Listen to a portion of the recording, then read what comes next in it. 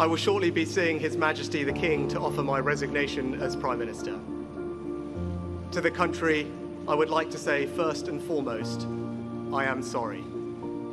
I have given this job my all, but you have sent a clear signal that the government of the United Kingdom must change, and yours is the only judgment that matters.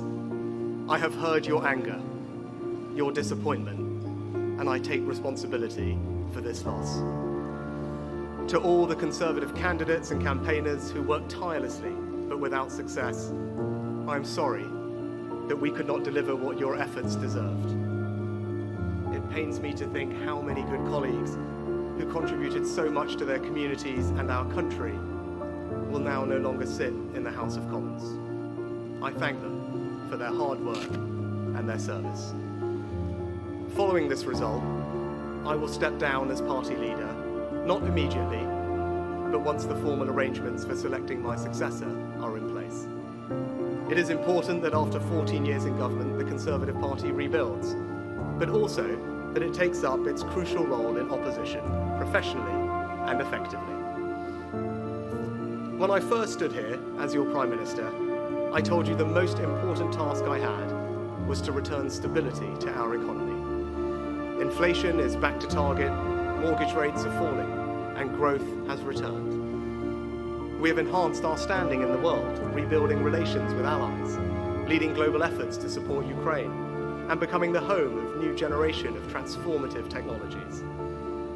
And our United Kingdom is stronger too, with the Windsor Framework, devolution restored in Northern Ireland, and our union strengthened.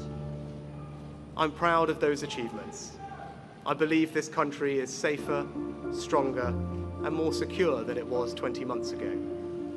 And it is more prosperous, fairer, and resilient than it was in 2010. Whilst he has been my political opponent, Sir Keir Starmer will shortly become our Prime Minister. In this job, his successes will be all our successors, and I wish him and his family well. Whatever our disagreements in this campaign, he is a decent, public-spirited man who I respect. He and his family deserve the very best of our understanding as they make the huge transition to their new lives behind this door, and as he grapples with this most demanding of jobs in an increasingly unstable world. I'd like to thank my colleagues, my cabinet, the civil service, especially here in Downing Street, the team at Chequers, my staff, CCHQ, but most of all, I'd like to express my gratitude to my wife Akshata and our beautiful daughters. I can never thank them enough for the sacrifices they have made so that I might serve our country. One of the most remarkable things about Britain is just how unremarkable it is that 2 generations after my grandparents came here with little, I could become Prime Minister, and that I could watch my 2 young daughters light Diwali candles on the steps in Downing Street. We must hold true to that idea of who we are, that vision of kindness, decency, and tolerance that has always been the British way. This is a difficult day, at the end of a number of difficult days. But I leave this job honoured to have been your Prime Minister.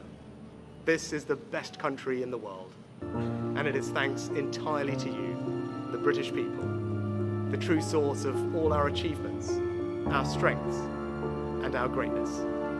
Thank you.